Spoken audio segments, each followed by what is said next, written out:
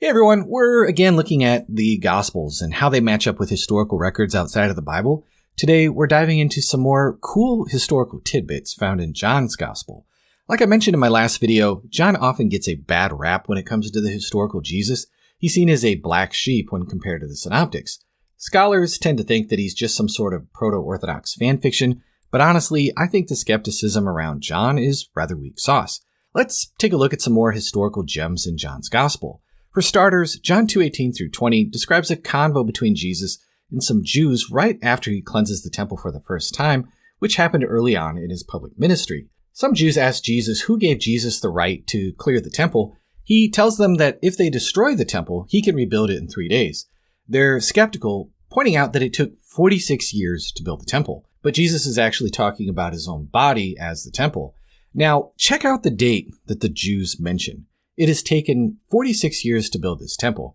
This very specific number helps us figure out when the conversation took place. Flavius Josephus tells us when Herod the Great started rebuilding the temple, it was in the 18th year of his reign, around 19 BC. 46 years later brings us to 28 AD. Now, according to Luke 3:1, when did Jesus start his public ministry? It was in the 15th year of the reign of Tiberius Caesar. Augustus Caesar died in 14 AD, but about 2 years before that, in the fall of 12 AD, the Roman historian Suetonius says Augustus made Tiberius co-emperor to ensure a smooth transition of power. This is hinted at in the quote about Tiberius coming back to Rome after spending 2 years in Germany between 10 and 12 AD. This shows that Tiberius was given shared authority with Augustus over the provinces and census taking after he got back from Germany in 12 AD. So the 15th year of Tiberius puts us at around 27 AD, which lines up perfectly with Jesus' baptism and the start of his ministry. The temple cleansing happened the next Passover, placing it in the spring of 28 AD. So, by using John, Luke, Josephus, and Suetonius, we can confirm when Jesus cleared the temple. These pieces fitting together so naturally, especially when they come from all these different sources, is a good sign that they're based in truth. Let's move on to another well-known story in John's Gospel. In chapter 4, we hear the story of Jesus meeting the woman from Samaria at Jacob's well. The woman starts a religious debate, talking about the proper place of worship. She says that her ancestors worshipped on a certain mountain, while Jesus' people say that worship should happen in Jerusalem. This lines up with what the historian Josephus said too, about Samaritans gathering on a mountain called Gerizim because it's a sacred mountain to them. Then in verse 22, Jesus throws in a bit of a curveball. He says, "You worship what you do not know. We worship what we know, for salvation is from the Jews."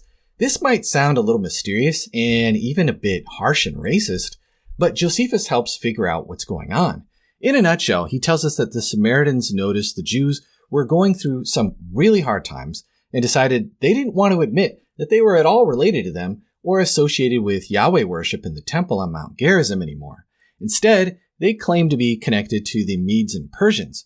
They reached out to King Antiochus, asking to treat them as Sidonians and not Jews.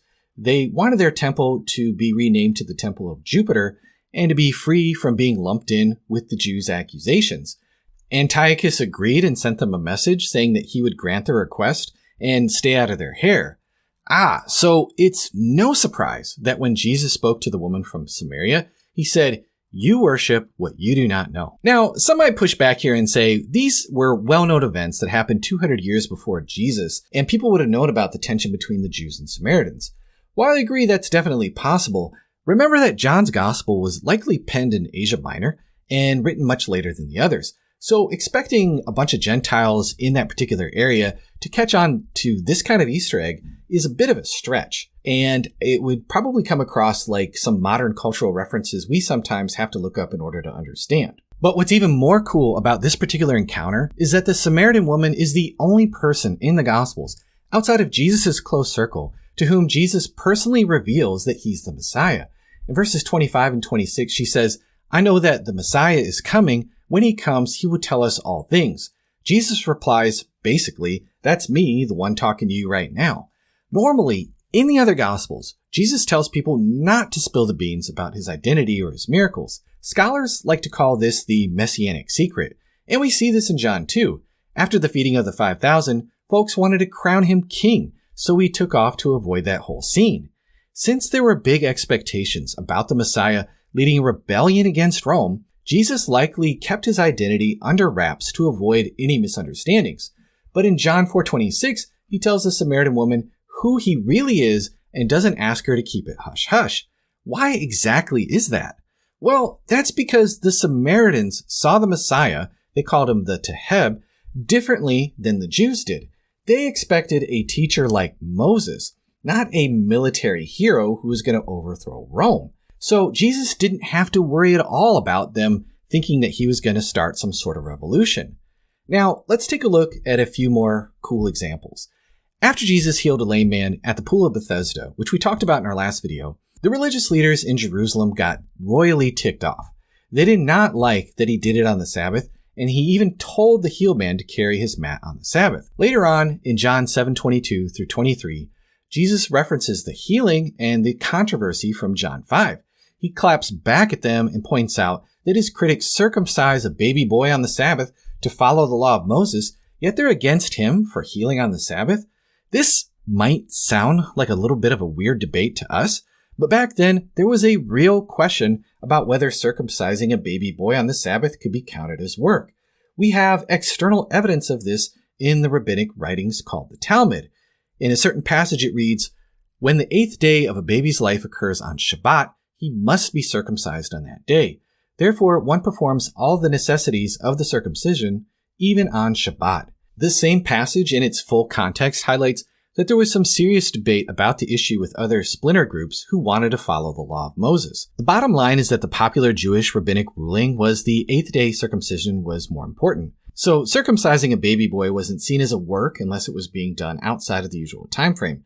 Jesus used this particular debate to cook his opponents.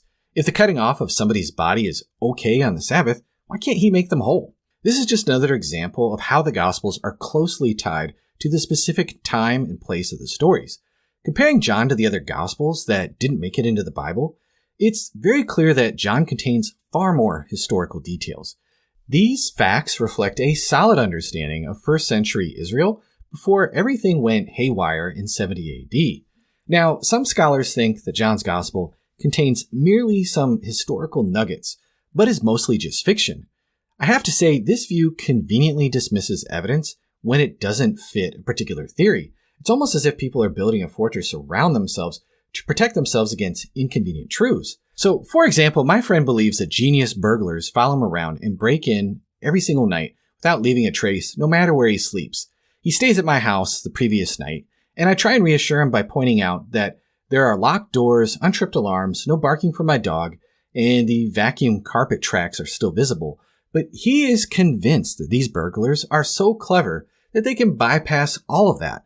This very clever burglar's theory is so adaptable that it can explain away anything, making it extremely difficult to argue with my friend. Philosophers call this ad hocness, and it leads to ignoring clear evidence in favor of a complicated and very unfalsifiable theory.